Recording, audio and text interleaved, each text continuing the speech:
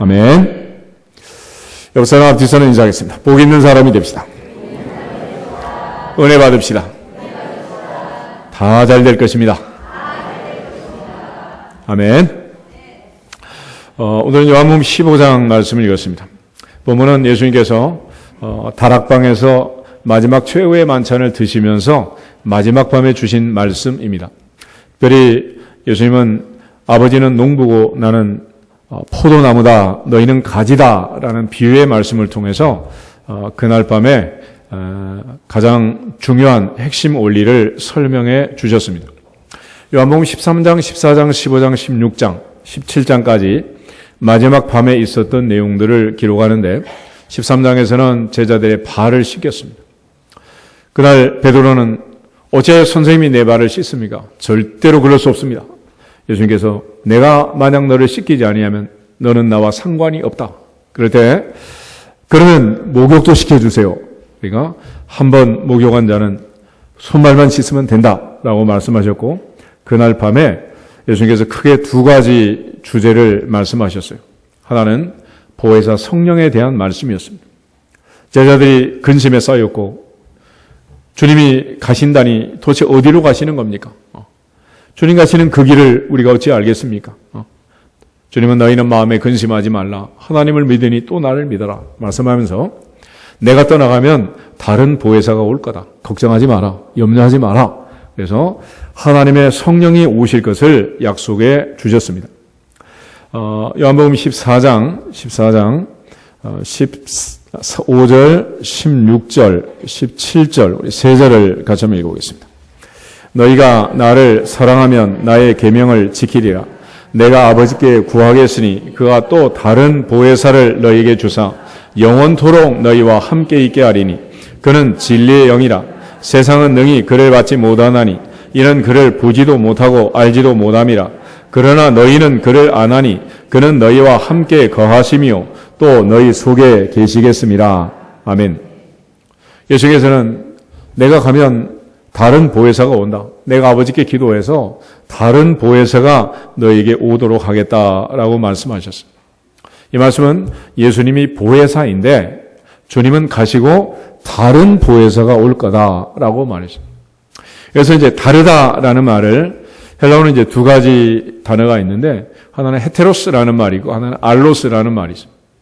헤테로스는 요즘 우리가 흔히 지금 계속 시끄러운 이 동성을 호모 그러죠. 호모라는 것은 성질이 같다, 성이 같다라는 거고 헤테로스는 성이 다르다, 이성을 얘기합니다. 전혀 다르다는 거예요. 그런데 여기서 말하는 알로스는 그렇게 완전히 다른 게 아니라 같으면서 다르면서 같은 그를 알로스라고 하는 거예요. 예수님이 보혜사고 예수님과 같지만 다르지만 같은 보혜사가 올 거다. 여러분 지금 의자에 앉아 계시는데 앞에 의자나 뒤에 의자나 대한민국에서 가장 의자를 잘 만드는 성해성구사에서 만들어 온 거예요. 우리가 사용한 지가 벌써 이제 20년도 넘었지만 여전히 튼튼하고 좋습니다. 앞에 의자, 뒤에 의자. 다르지만은 기능은 모든 의미에서 다 똑같은 거예요. 그러니까 같으면서 다르면서 같은 그런 알로스라는 건데 예수께서 이제 근심하는 제자들에게 떠나가도 염려하지 마라. 다른 보혜사가 올 거다. 다른 보혜사가.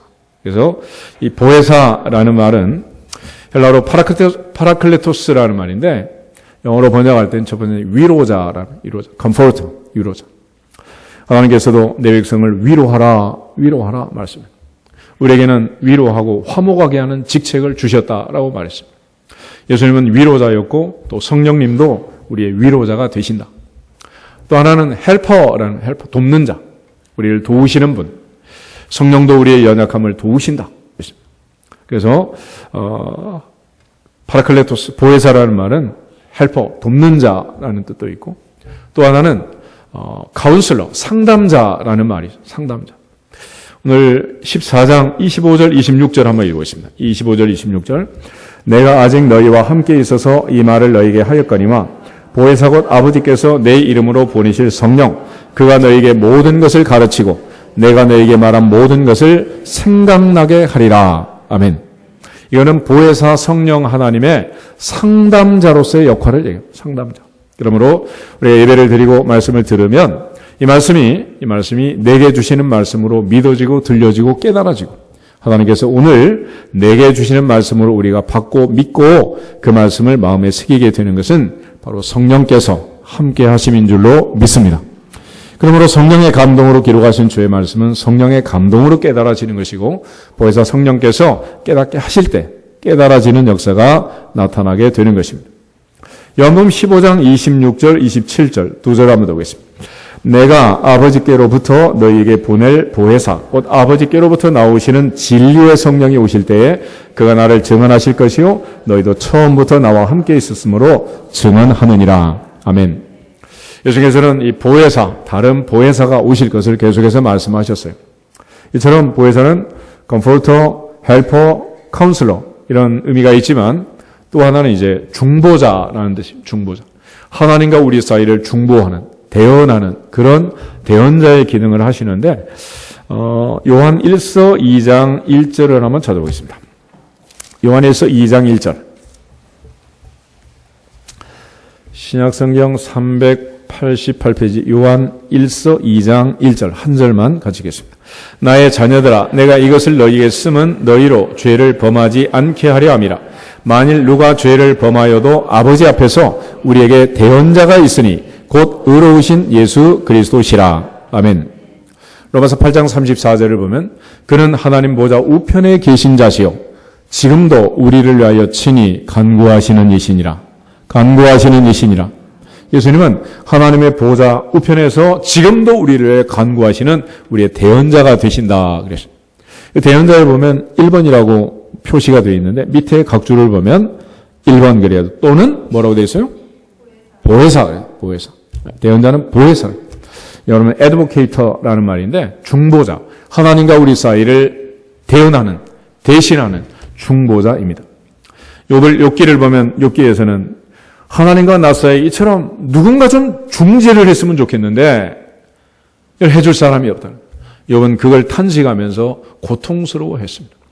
누군가 좀 내 사정을 이해하고 알아줬으면 좋겠는데 제 친구는 공격을 하고 아내는 하나님을 욕하고 죽으라고 하고 내 현실은 전 재산이 없어지고 아들 7, 딸 3이 죽고 이 기가 막힌 상황을 만나는 거예요.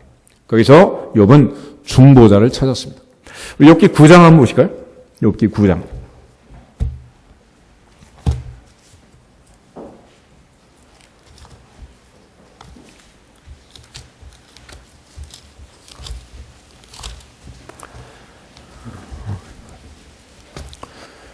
욥기 9장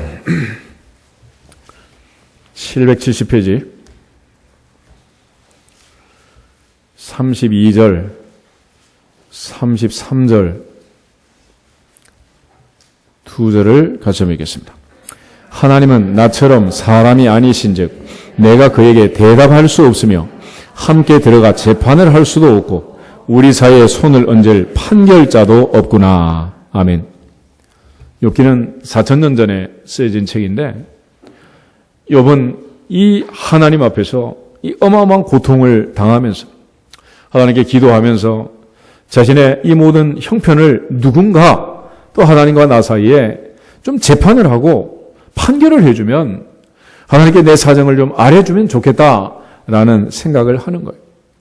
욥기 16장을 한번 보겠습니다. 욥기 16장 19절부터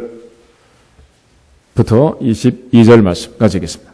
지금 나의 증인이 하늘에 계시고 나의 중보자가 높은 데 계시니라. 나의 친구는 나를 조롱하고 내 눈은 하나님을 향하여 눈물을 흘리니 사람과 하나님 사이에와 인자와 그 이웃 사이에 중재하시기를 원하노니 수년이 지나면 나는 돌아오지 못할 길로 갈 것임이니라. 아멘. 나는 어차피 세상을 떠나겠지만은 지금 하늘에 계시는 나의 증인, 높은 데 계시는 나의 중보자, 그분이 좀 와가지고 나를 조롱하고 이렇게 핍박하는 이런 친구들 앞에서 하나님과 나 사이에, 사람과 하나님 사이에 좀 중재했으면 좋겠습니다. 이런 고백을 하고 있는 거예요. 그러나 이제 우리는 그 주님이 이 땅에 2000년 전에 인간의 몸을 입고 오셔서 하나님과 우리 사이에 중보자가 되셔서 우리의 죄값을 지불하시고 그의 보혈로 우리에게 구속고 죄사함을 허락하시고 하나님의 자녀 삼아 주셔서 우리 주 예수 그리스도가 되시는 그 주님을 믿고 오늘도 주님의 이름으로 기도하고 예배 드릴 수 있는 것 또 감사하시기를 주 이름으로 축복합니다. 여기 19장을 한번 넣으시면 25절부터 27절까지를 보겠습니다. 여기 9장 25절에서 27절. 내가 알기에는 나의 대속자가 살아계시니 마침내 그가 땅 위에 서실 것이라. 내 가죽이 벗김을 당한 뒤에도 내가 육체 밖에서 하나님을 보리라. 내가 그를 보리니 내 눈으로 그를 보기를 낯선 사람처럼 하지 않을 것이라. 내 마음이 초조하구나. 아멘. 욥은 주님 만나기를 간절히 원했고 주님이 반드시 이 땅에 오실 것을 믿고 확신했습니다. 내가 알기에는 나의 대속자가 살아계시니 마침내 그가 땅 위에 서실 것이라. 욥이 고백한 때로부터 2000년이 지나 주님은 말씀이 육신이 되어 우리 가운데 오셨고 우리가 그 영광을 보니 아버지의 독생자의 영광이요 은혜가 진리가 충만했다라고 사도 요한이 고백했습니다. 하나님과 나 사이에 이런 중보자가 되시는 예수님. 그래서 예수님은 보혜사인데 보혜사의 역할은 위로자, 돕는 자, 상담자, 그리고 중보자가 되는 겁니다. 예수님께서 따라가시고 성령이 오셨어요. 예수님은 제자들에게 염려하지 말라. 반드시 성령이 오시고 그것이 유익할 거다라고 말했습니다. 요한복음 15장 다시 보시면 26절, 27절. 요한복음 15장 26절, 27절. 내가 아버지께로부터 너희에게 보낼 보혜사 곧 아버지께로부터 나오시는 진리의 성령이 오실 때 그가 나를 증언하실 것이요 너희도 처음부터 나와 함께 있었으므로 증언하느니라. 아멘. 우리가 말씀을 전하고 전도할 때 우리만 하는 게 아니고 누가 함께 하신다? 성령께서 함께 하시는. 성령께서 함께 하시는. 16장 7절 말씀 한 절만 더 보겠습니다. 16장 7절.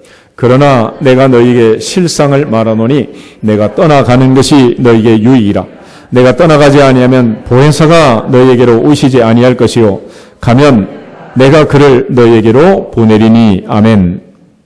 예수님께서는 떠나가시기만 한 게 아니라 보혜사를 보내겠다라고 말씀했고 예수님은 승선하신 이후 열흘째 되던 오순절에 초대교회에 성령이 임했고 불처럼 바람처럼 각 사람 머리에 하나씩 120명의 성도들에게 충만하게 임한 줄로 믿습니다.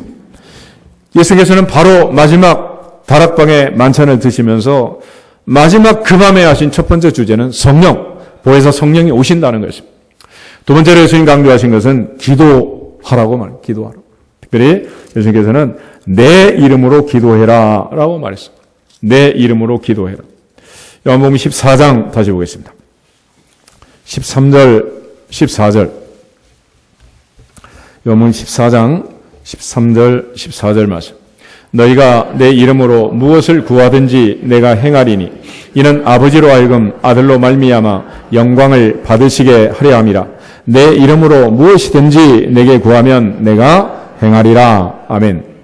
예수께서 마지막 밤에 하신 또 하나의 주제는 기도에 대한 말씀이었는데 그날 밤의 기도는 예수님의 이름으로 하는 기도를 말씀하신 거예요. 예수님의 이름으로 기도해라. 예수님의 이름으로 기도해라.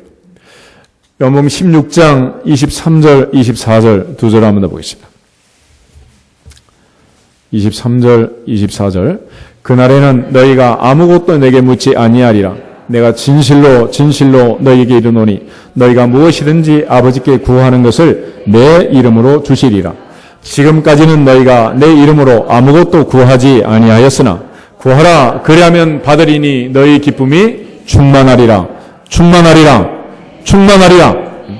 처럼 예수께서는 마지막 밤에 근심하는 제자들에게 이 두 가지의 중요한 말씀을 주신 거예요. 그런데 그 말씀을 주시면서 오늘 요한복음 15장 1절부터 8절에 포도나무의 비유를 통해서 나는 포도나무고 너희는 가지다. 내 아버지는 농부다. 그리고 포도 농사를 짓는 농부의 가장 큰 관심은 열매를 많이 맺는 것이다.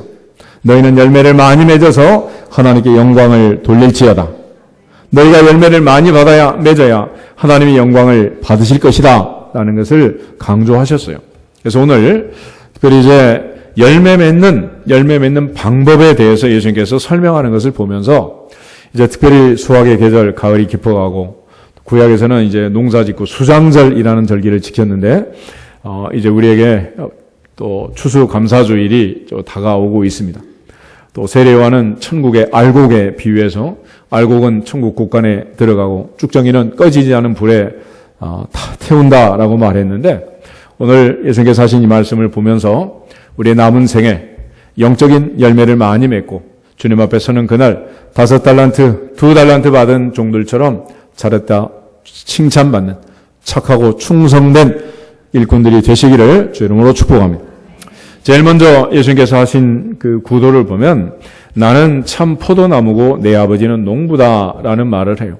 그리고 5절에서는 나는 포도나무요 너희는 가지다. 그래서 하나님과 예수님 우리 사이 3자의 관계를 지금 설명해 주고 있는데 예수님은 참 포도나무고 아버지는 농부고 우리는 포도나무의 가지다. 그런데 이 포도나무의 열매가 많이 맺으려면 첫 번째로 해야 할 일은 뭐냐? 2절, 3절 우리 2절을 같이 한번 읽어보겠습니다. 물론 내게 붙어있어 열매를 맺지 아니하는 가지는 아버지께서 그것을 제해버리시고 물은 열매를 맺는 가지는 더 열매를 맺게 하려 하여 그것을 깨끗하게 하시느니라. 너희는 내가 일러준 말로 이미 깨끗하여 졌으니. 아멘. 이 잘 보시면 농부가 많은 열매를 맺기 위해서 포도나무를 어떻게 한다고? 깨끗하게 한다. 깨끗하게.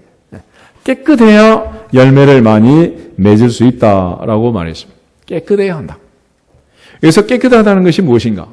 그것은 성도가 하나님 앞에 거룩하게 되는 것을 얘기합니다. 거룩.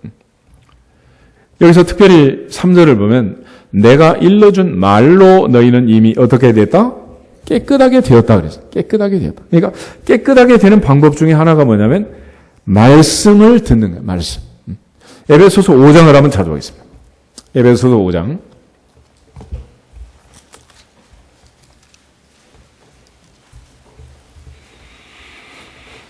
26절, 27절 두 절을 같이 보겠습니다. 이는 곧 물로 씻어 말씀으로 깨끗하게 하사 거룩하게 하시고 자기 앞에 영광스러운 교회로 세우사 티나 주름 잡힌 것이나 이런 것들이 없이 거룩하고 흠이 없게 하려 하심이라. 아멘. 물로 씻어 말씀으로 깨끗하게 하사 거룩하게 하시고 그랬습니다. 그러니까 깨끗한 자체가 이제 거룩이라는 말인데 성전, 성도, 성경, 성물, 성자를 붙인 모든 것들은 거룩하다라는 뜻이죠. 성령 하나님도 홀리 스피릿, 거룩한 영이다 그런 뜻입니다. 우리의 성도라고 할 때는 거룩한 사람들, 결국은 구별되고 하나님 앞에 성별된 사람들을 얘기하는데 그 가장 중요한 본질은 깨끗하다는 거예요. 깨끗하다.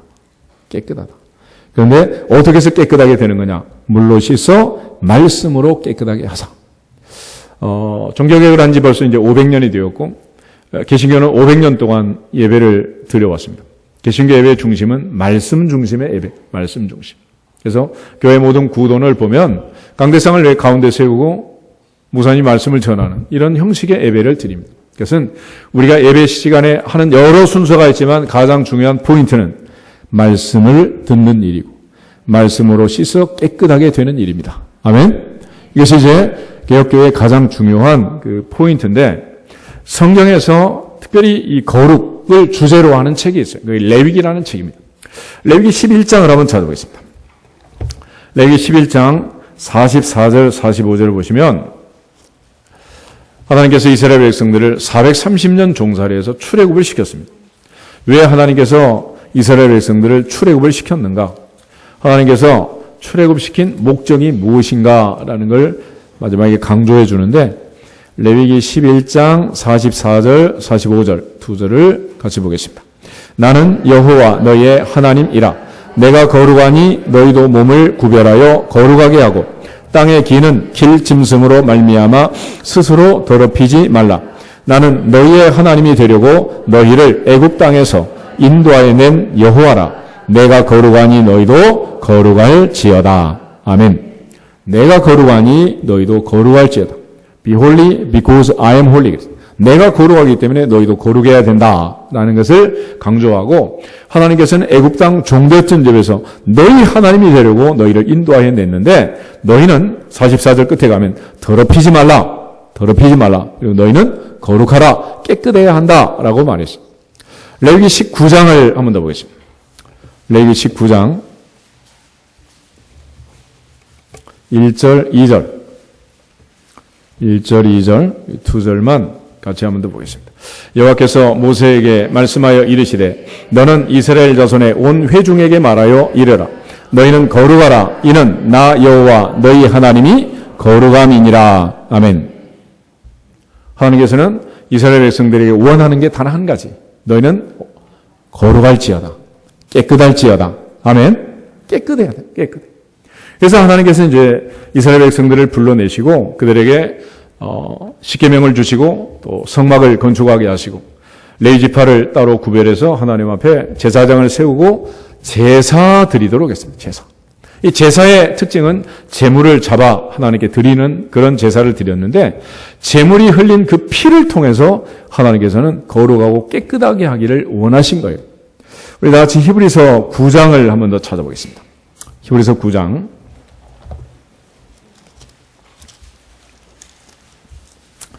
하나님께서 우리를 깨끗하게 하시는 방법, 첫 번째는 물로 씻어 말씀으로 깨끗하게 하는 거지만 또 하나는 피로써 깨끗하게 하는 것입니다. 11절부터 14절에 있는 말씀, 9장 11절부터 14절 보겠습니다. 그리스도께서는 장래 좁은 일에 대제사장으로 오사 손으로 짓지 아니한 것, 곧 이 창조에 속하지 아니한 더 크고 온전한 장막으로 말미암아 염소와 송아지의 피로 하지 아니하고 오직 자기의 피로 영원한 속죄를 이루사 단번에 성소에 들어가셨느니라. 염소와 황소의 피와 및 암송아지의 죄를 부정한 자에게 뿌려 그 육체를 정결하게 하여 거룩하게 하거든. 하물며 영원하신 성령으로 말미암아 흠 없는 자기를 하나님께 드린 그리스도의 피가 어찌 너희 양심을 죽은 행실에서 깨끗하게 하고 살아계신 하나님을 섬기게 하지 못하겠느냐. 아멘. 영원하신 성령으로 말미암아 흠 없는 자기를 하나님께 드린 그리스도 예수의 피로 우리는 깨끗하게 된 줄로 믿습니다. 그래서 모세의 율법에서 깨끗하게 하는 방법은 뭐냐? 피로써 깨끗하게 하는 거예요. 19절부터 22절 계속해서 한번 보겠습니다. 모세가 율법대로 모든 계명을 온 백성에게 말한 후에 송아지와 염소의 피와 및 물과 붉은 양털과 우슬초를 취하여 그 두루마리와 온 백성에게 뿌리며 이르되 이는 하나님이 너희에게 명하신 언약의 피라 하고 또한 이와 같이 피를 장막과 섬기는 일에 쓰는 모든 그릇에 뿌렸느니라. 율법을 따라 거의 모든 물건이 피로써 정결하게 되나니 피 흘림이 없은즉 사함이 없느니라. 아멘. 피 흘림이 없은즉 사함이 없느니라. 결국 우리를 깨끗하게 하는 또 하나의 방법은 그리스도 예수의 십자가의 보혈로 우리를 깨끗하게 하신 줄로 믿습니다. 요한계시록 7장을 한번 더 보시면 좋겠는데, 계시록 7장을 보면 사도 요한이 이제 천국을 구경을 하게 됩니다. 그리고 14만 4천이 흰 옷을 입고 하나님을 찬양하는 천군 천사의 찬송 소리를 듣게 되는데, 한 장로와 요한이 대답하면서 도대체 이 사람들이 누굽니까? 라고 물어요. 그 중에 13절, 14절 두 절을 같이 보겠습니다.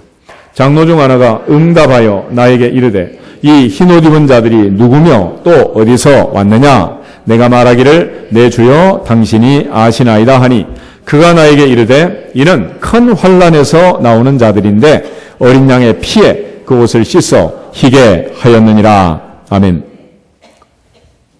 여러분, 하얀 옷을 입었는데 뭘로 씻었다고? 피로 씻었다. 예를 들어 화학적 반응으로 얘기하자면 흰 옷을 피로 씻으면 하얗게 되고 빨갛게 돼요. 하얀 피가 아닌 이상 빨갛게 되겠지. 그런데 놀라운 사실은 빨간 피로 씻었는데 어떻게 되었다고? 하얗게 되었다. 하얗게. 그러므로 우리 모두는 하나님 앞에서 말씀으로 씻어 깨끗하게 되고, 청년이 무엇으로 그 행실을 깨끗게 하리까? 주의 말씀을 따라 삼갈지니라. 아멘. 우리 말씀으로 깨끗하게 되는 거고, 또 하나는 십자가의 보혈, 예수의 보혈로 깨끗하게 되는 줄로 믿습니다. 그런데 세상의 모든 것들이 다 깨끗한 것만 좋아하는 건 아니에요. 우리가 흔히 후진국병이라는 게 있죠. 후진국병. 그건 뭐겠어요? 청결 상태가 유지가 안 되면, 지저분하고 더러우면 전염병이 돌고 질병이 돈다는 거예요.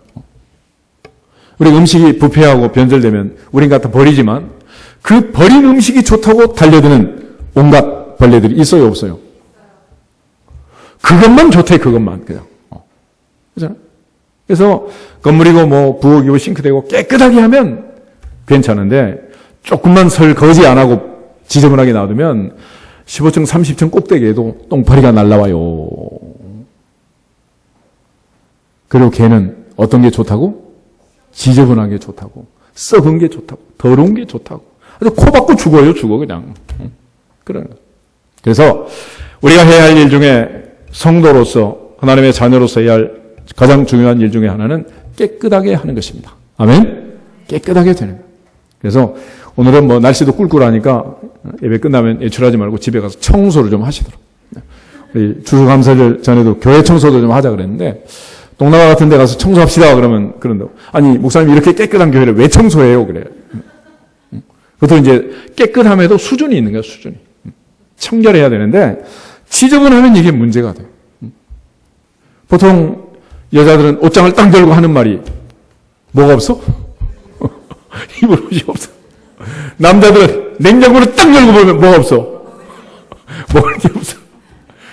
뒤집어서 보면 옷장 안에는 옷이 가득하고 냉장고 속에는 먹을 것이 한가득인데 왜 입을 게 없고 먹을 게 없냐고. 따져보면 입지 못할 옷, 먹지 못할 음식들만 있어서 그런 거야. 냉장고를 보면 유효기간 지난 거 있어요, 없어요? 나중에 한번 검사를 해보세요. 유효기간 지난 거 어떻게 해야 돼? 당연히 버려야지. 왜 못 버려? 아까워서? 큰일 납니다. 그거 다 버려야지. 요즘은 안 먹는 게 남는 거야. 다 버려. 옷도 마찬가지. 왜 못 버려? 왜 못 버리는 거야? 입지도 않는 옷을. 문제가 있어. 이제는 다 버려야 됩니다. 버려야 인류가 되는 거야. 버려야. 잘 버리는 사람이 인류가 되는 거예요. 삼성이 지금 애플과 고소 고발하면서 막 쌍벽을 이루면서 거대 기업이 되고 세계를 흔들고 뭐 올해도 뭐 단기 순이익이 뭐 5조다 뭐 이런 얘기를 하잖아요. 도대체 어떻게 해서 그렇게 대기업이 됐겠어요? 이건희 회장이 90년대에 한마디 한 게 있어요. 남편하고 애들 말고 다 버려라. 다 버리라. 지금 우리가 붙들고 있는 것, 이거 붙들고 있으면 결국은 이대로 살 수밖에 없는 거예요. 보통은 사람들이 50평에 사는데 반절 이상은 물건이 차지하고 있어요. 물건이. 집집마다 마찬가지예요. 이 집 가도 그렇고 저 집 가도 그렇고. 그래서 전부 다 반절은 물건이 주인이고 그 물건도 쓸데없는 물건들. 걔들이 다 차지하고 있어요. 최근 1년 동안 쓰지 않은 물건이라면 필요한 거예요? 필요 없는 거예요? 필요 있어요? 없어요? 그거 어떻게 해야 된다고? 오늘 버리라고.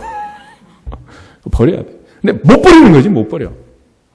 그래서 내가 교회도 무슨 물건을 도대체 그렇게 갖다 놓는지 버리라고 했어, 버리라고. 사람은 앉지 못하고 막 의자도 앉지 못하고 가득가득 채워놨어. 그래서 수십 번 말해가지고 내가 입으로 해서 비워놨는데 의자에는 사람이 앉아야지 물건이 앉는 게 아니잖아요. 우린 지금 버리지 못해가지고 전부 이러는 거예요. 하나님은 아들을 버리심으로써 우리를 살린 줄로 믿습니다. 버리는 거, 버려. 깨끗하게 하라, 깨끗하게. 오늘 가서 다 버리고 깨끗하게 하면은 거기서부터 하나님의 은혜가 임할 줄로 믿습니다. 그리고 집도 넓어지고 모든 게 좋아지는 거예요. 굳이 이사 갈 필요 없어. 어떤 사람은 30평 살다가 50평 이사 갔다는데 가보니까 똑같아. 짐이 더 들어와가지고 더 좁아져서 더 좁아져. 그럼 짐 늘릴 필요가 뭐 있냐고. 예수님 말씀이 농사꾼도 농사를 잘 지으려면 어떻게 해야 된다고? 깨끗하게. 그래서 열매 맺지 않는 가지는 어떻게 해라? 과감하게 잘라서 버려. 그거 아까워가지고 못 자르면 농사 못 짓는 거예요.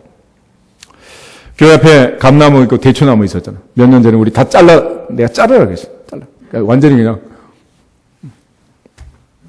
다 잘랐는데 그걸 보는 사람들이 기가 막히게 하더라고. 도대체 누가 이렇게 잘라줘?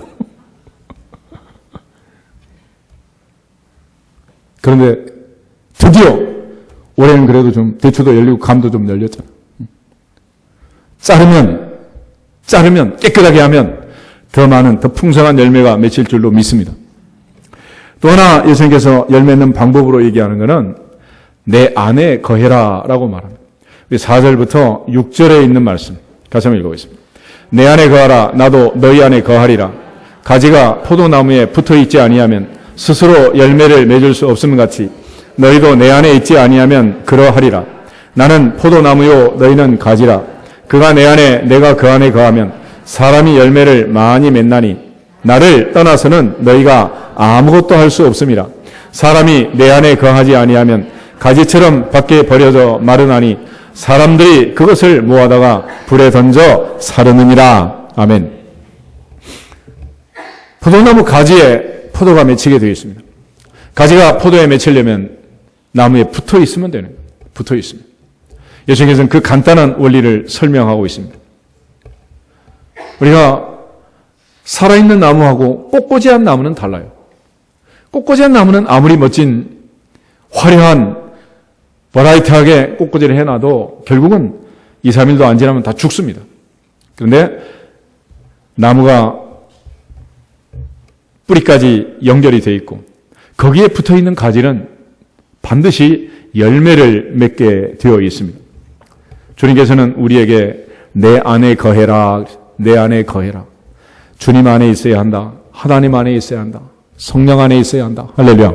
그래서 첫 번째는 내가 아버지 안에, 아버지가 내 안에 있는 것처럼 너희는 내 안에 거해라. 너희는 내 안에 거해라. 라고 말씀을 하세요. 예수님께서 마지막 기도하시면서도 계속 그 기도를 하셨습니다. 요한복음 17장 한번 찾아보겠습니다. 17장 21절, 22절 두 절을 같이 읽겠습니다. 아버지여, 아버지께서 내 안에 내가 아버지 안에 있는 것 같이 그들도 다 하나가 되어 우리 안에 있게 하사 세상으로 아버지께서 나를 보내신 것을 믿게 하옵소서. 내게 주신 영광을 내가 그들에게 주었사오니 이는 우리가 하나가 된 것 같이 그들도 하나가 되게 하려 함이니이다. 아멘. 하나가 되는 것.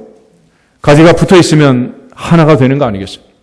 아버지가 내 안에 내가 아버지 안에 있는 것 같이 나는 너희 안에 너희는 내 안에 있다. 그래서 사랑으로 하나가 되면 거기에 자연히 열매가 맺힌다라고 말씀을 하신 거예요. 그래서 예수님께서는 첫째로 하나님 안에 있어야 한다. 하나님 안에 있어야 한다라는 것을 강조해 주고 있습니다. 노아의 홍수 당시에 방주에 들어간 노아의 8 식구는 안전했습니다. 왜 방주 안에 그들은 안전했을까? 그곳에 하나님이 함께 하셨기 때문에 그런 거예요. 창세기 7장을 한번 찾아보겠습니다. 창세기 7장을 보시면 하나님께서 방주의 문을 120년 동안 열어두었습니다. 마지막 홍수가 내리기 일주일 전에 또 문을 열어두었습니다. 그리고 마지막 기회를 주었습니다. 모든 짐승들 중에 한 쌍씩 방주 안으로 들어가도록 했고 모든 것들이 다 들어가고 나서 마지막 이제 문이 닫히는 장면인데 15절, 16절 두 절을 보겠습니다. 무릇 생명의 기운이 있는 육체가 둘씩 노아에게 나와 방주로 들어갔으니 들어간 것들은 모든 것의 암수라. 하나님이 그에게 명하신 대로 들어가매 여호와께서 그를 들여보내고 문을 닫으시니라. 아멘. 보세요. 방주문을 누가 닫았어요? 하나님이 닫았습니다. 만약에 노아가 닫았으면 노아가 열 수 있겠지만은 방주문은 하나님이 닫았기 때문에 하나님만 열 수 있는 거예요. 방주는 가장 높은 산으로부터 15규빗이나 더 물이 세상을 뒤덮을 때 모든 사람이 본능적으로 방주가 있는 그곳으로 뛰어오지 않았겠어요? 그리고 얼마나 방주를 향해서 아우성을 쳤겠냐고. 노아의 사람 나 모르겠는가? 앞집에 김서방이네, 뒷집에 박서방이네, 문 좀 열소. 마음 약한 노아가 열수만 있었으면 열었겠어요? 안 열었겠어요? 당연히 열었겠지. 그런데 한 사람도 더 이상 못 들어갔습니다. 이유는 하나님이 닫았기 때문에 그래요. 그래서 열면 닫을 자가 없고 닫으면 열 자가 없느니라. 그 하나님이 닫아버리면 끝나는 거예요. 한 번 닫힌 구원의 문 또 열려지지 않으리. 노아 때는 120년 동안 문을 열어놨어요. 지금 2000년이 넘도록 아직 문을 열어놨습니다. 그러므로 지금 들어오면 되지만 문 닫힌 다음에는 한 사람도 들어갈 수 없느니라. 단 한 명도 들어갈 수 없는 거예요. 방주 안에 노아가 8 식구가 그 하늘이 터지고 땅이 샘이 솟는 그 대홍수 속에서 안전할 수 있었던 것은 방주 안에 있었기 때문이 아니라 그곳에 하나님 함께 계셨기 때문인 줄 믿습니다. 다윗은 내가 사망의 음침한 골짜기를 다닐지라도 해를 두려워하지 않을 것은 주께서 나와 함께 하심이라. 그 하나님이 함께 하시는 안전한 방주에서 하나님의 명령에 순종함으로 구원을 받았던 노아처럼 온 가족이 구원의 반열에 서기를 주님의 이름으로 축복합니다.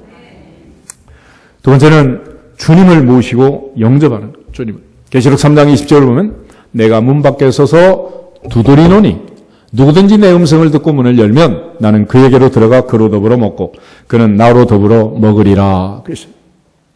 주님은 지금도 우리를 초청하고 있고 지금도 문을 열라고 얘기합니다. 문을 열면 내가 들어가겠다. 너는 나에게 나는 너에게 내주하고 거주하는 그런 상태가 된다는 거예요. 그런데 우리의 마음에 있는 이 문은 락이 안에 걸려 있기 때문에 이 문은 누가 여느냐? 이 문은 내가 여는 거예요. 내가. 그래서 이거는 다른 사람이 열어줄 수 없습니다. 내가 여는 거예요. 내가 열지 않으면 그 어떤 것도 들어올 수 없고 내가 열어주었으니까 모든 것들이 들어오게 되는 거예요. 그러므로 주님을 우리 안에 모시는 것도 내가 문을 열어야지 주님이 강제로 문을 부시고 들어오는 게 아니라며. 그런 차원에서 주님을 내 안에 모시고 사도 바울은 내가 그리스도와 함께 십자가에 못 박혔나니 그런즉 이제는 내가 사는 것이 아니요 오직 내 안에 그리스도께서 사시는 것이라. 아멘. 그러면서 오늘 요한복음 15장을 보면 예수님께서 나는 포도나무요 너희는 가지라. 그가 내 안에 내가 그 안에 가면 사람이 열매를 많이 맺나니 나를 떠나서는 너희가 아무것도 할 수 없다라고 말했습니다. 주님 안에 거할 수 있기를 주 이름으로 축복합니다. 사도 바울은 늘 편지를 쓰면서 그리스도 안에, 주 예수 안에, 주님 안에 라는 표현을 많이 썼어요. 그래서 in Christ라는 엔크리스토라는 말인데 그리스도 안에라는 말을 바울이 얼마나 많이 자주 사용했는지 신약을 아는 사람은 이제 엔크리스토 신학이라고 해요. 주님 안에 있는 신학. 찬송가 370장에 보면 주 안에 있는 나에게 딴 근심이 있으랴. 할렐루야. 주님 안에 있어야 근심이 없는 거지. 주 밖에 나가면 세상 근심, 걱정, 염려가 태산처럼 쓰나미처럼 몰려오는 거예요. 우리 모두가 다 주님 안에 내주함으로 열매 맺을 수 있기를 주 이름으로 축복합니다. 또 하나는 우리 안에 우리의 몸을 성전 삼아 성령 하나님이 오신다 그래요. 성령 하나님. 그래서 성부, 성자, 성령 하나님이 함께 해야 돼. 고린도전서 3장 16절 17절 한번 찾아보겠습니다. 고린도전서 3장 16절하고 17절.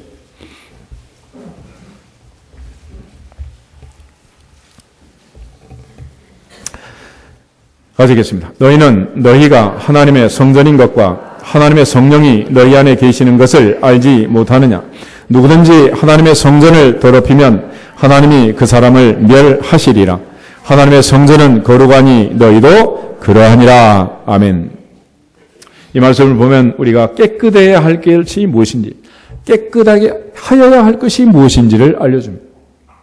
눈에 보이는 건물도 집안도 깨끗하게 하고 인생도 스케줄도 깨끗하게 하고 모든 인간관계도 깨끗하게 하고. 여러분 전화기 속에 얼마나 많은 전화번호가 입력되어 있어요. 그런데 그중에 1년에 한 번도 전화 안 하는 사람 놔둬야 돼? 지워야 돼? 그래도 놔둬? 그런 거 다 정리하라는 거야. 그런 거.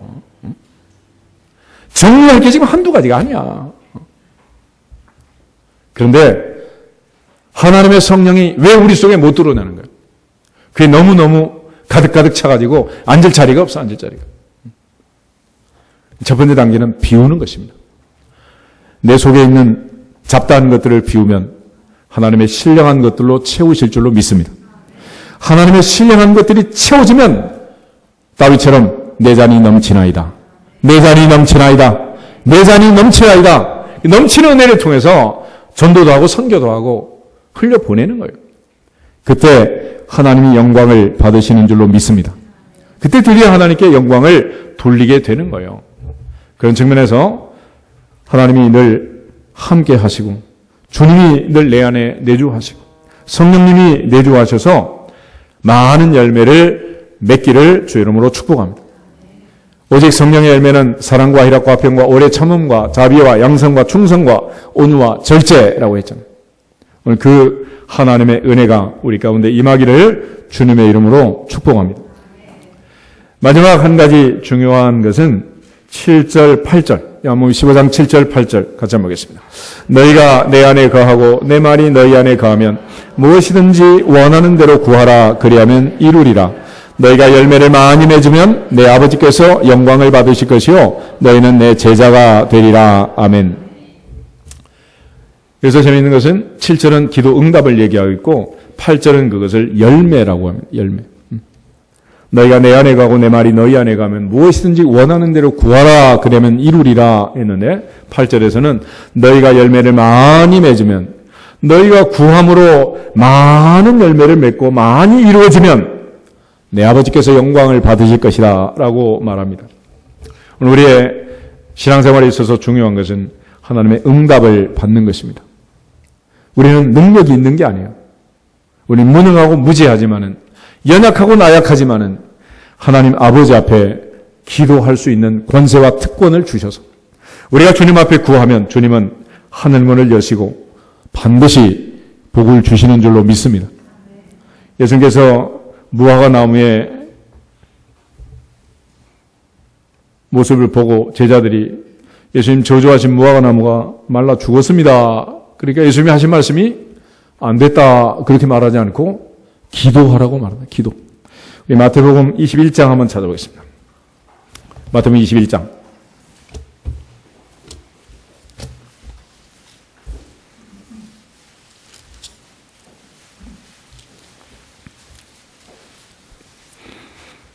(20절부터) (22절까지) 제자들이 보고 이상히 여겨 이르되 무화과 나무가 어찌하여 곧 말랐나이까?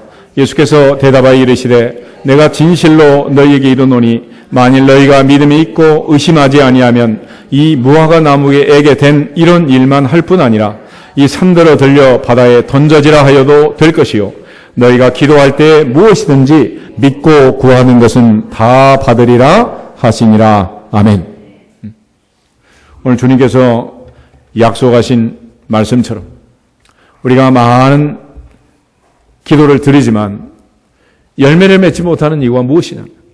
야고보는 한마디로 이렇게 말합니다. 첫째는 너희가 얻지 못하면 구하지 아니하며, 두 번째 구하여도 얻지 못하면 정욕으로 쓰려고 잘못 구함이다 라고 말합니다.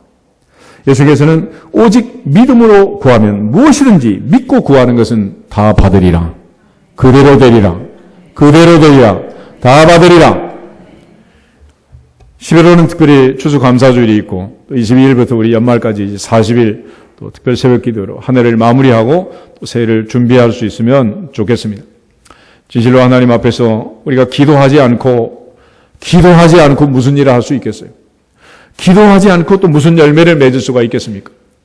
하나님의 보호자 앞에서 다시 한번 기도하고 주님 앞에 모든 것을 맡기고 믿음으로 구할 때 우리에게 필요한 모든 것들 아시고 주님께서 응답하시고 허락하실 줄로 믿습니다. 주님께서는 항상 이 응답의 열매가 맺혀지고 열매가 항상 우리에게 있기를 원했단 말이에요. 그러면서 사도 바울은 쉬지 말고 기도하라 그랬어요. 응답이 그치지 않게 할지어다. 사무엘은 기도하기를 쉬는 것은 죄다 그랬습니다. 하나님 앞에서 무슨 살인하고 도둑질하고 뭐 이런 것만 죄가 아닌 거예요. 우리의 핏값으로 사서 교회를 맡겨주셨고 내 집은 만민이 뭐하는 집이라고, 주일날 점심 먹는 집이라고. 하나님 앞에 해야 할 일이 있다면 해야 할 일. 진실로 주님이 원하셨던 열매 맺는 삶이 되기를 주 이름으로 축복합니다. 요한복음 12장 24절에 보면 한 알의 밀이 땅에 떨어져 죽지 아니하면 한 알 그대로 있고 죽으면 많은 열매를 맺느니라 그랬습니다. 아브라함이 하나님 앞에 믿음의 길을 출발했을 때 그 아들 이삭이 100배로 복을 받고 이삭의 믿음으로 야곱을 축복할 때 야곱의 인생이 창대하게 되고 야곱이 12아들을 축복할 때 12지파를 이루고 거대 민족을 형성하게 된 줄로 믿습니다. 우리가 하나님 앞에 복을 받는 방법은 아주 간단해요. 기도하는 것입니다. 기도. 그리고 하나님이 하늘문을 여시면 거기서부터 맺힌 것들이 풀리고 닫힌 문들이 열리게 될 줄로 믿습니다. 그 하나님 앞에 기도하는 것을 성경은 은밀하게 하래요. 은밀하게. 바리새인처럼 큰 거리 어귀에 서서 하지 말고 골방에 들어가서 은밀하게 해라. 오늘 우리가 주님 앞에 믿음으로 기도할 때 주님은 은혜 주시고 복을 주실 줄로 믿습니다. 그러면서 사도 바울은 나는 날마다 죽노라 그랬어요. 나는 날마다 죽노라. 그 사도 바울은 내가 그리스도와 함께 십자가에 못 박혔나니 그런즉 이제는 내가 사는 것이 아니요 오직 내 안에 그리스도께서 사시는 것이라. 주님이 내 안에 내주하고 내 안에 살고 내 삶을 인도하고 나를 이끌어갈 때 하나님의 은혜와 복이 임할 줄로 믿습니다. 주의 말씀이 내 발에 등이 되고 내 길에 빛이 될 때 걸음을 걷는 것이 걷는 자에게 있지 않고 그 걸음을 지도함이 여호와 하나님께 있고 열면 닫을 자가 없고 닫으면 열 자가 없는 그 하나님의 은혜 안에서 하늘문이 열리고 하늘의 보물창고가 열려서 우리에게 풍성하게 임할 줄로 믿습니다.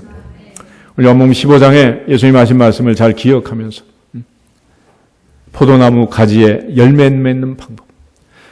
열매 맺지 못하는 가지는 잘려나갈 것이고 더 많은 풍성한 열매를 위하여 완전히 깨끗하게 제거할 것이고 깨끗한 가지에 열매가 맺힐 것을 말씀하십니다. 그리고 그 가지가 주님에게 붙어 있기만 하면 주님 안에 있기만 하면 많은 열매를 맺고 또한 그 풍성한 열매를 통해서 하나님이 영광을 받을 거다. 그런데 그 방법이 뭐냐? 7절에 보면 모두 가서 오늘부터 포도 농사 지어라 그 얘기가 아니고 너희가 내 안에 거하고 내 말이 너희 안에 거하면 무엇이든지 원하는 대로 구하라 그러면 이루리라. 할렐루야. 기도하면서도 주저리 잡다하게 하지 말고 깔끔하게 하면 깔끔하게. 할렐루야. 기도도 얼마나 지저분한 기도가 많은지 몰라.